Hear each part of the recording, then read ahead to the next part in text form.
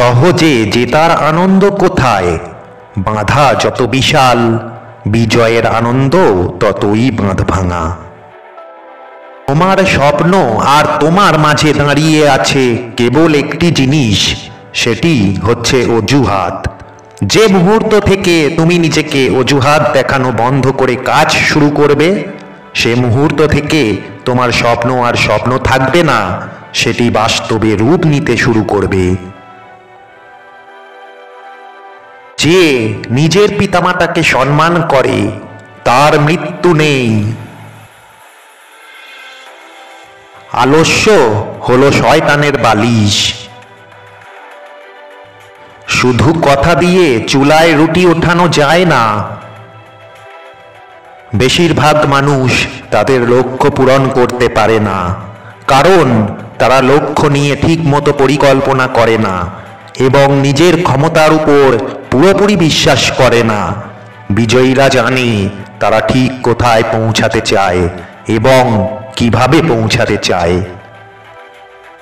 সমস্যা তোমাকে থামিয়ে দেওয়ার জন্য আসে না, তোমাকে পথ দেখাতে আসে। হয় হতাশ হয়ে থাকো, নয়তো নিজেকে অনুপ্রাণিত করো, সবই তোমার উপর নির্ভর করে। একজন মানুষ যত বড় হতে চায় তত বড় হতে পারে যদি সে নিজের উপর বিশ্বাস রাখে, তার যদি সাহস আর নিবেদন থাকে এবং সে যদি বড় অর্জনের জন্য ছোট ত্যাগ স্বীকার করতে রাজি থাকে, তার পক্ষে যে কোনো কিছুই সম্ভব।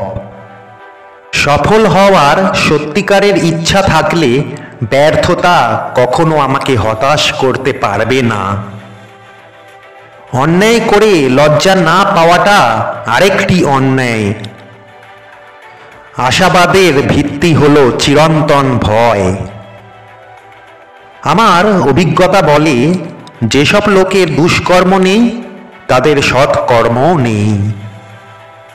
পরিবর্তন বাদে কোনো কিছুই চিরস্থায়ী নয়। কথা বলায় যদি বোকামি প্রকাশ পায় তাহলে চুপ করে থাকাই শ্রেয়। একজন পুরুষ সর্বদা অর্থ উপার্জনের ধান্ধায় থাকে, আর একজন মহিলা তার দেহ গঠন নিয়ে ব্যস্ত থাকে।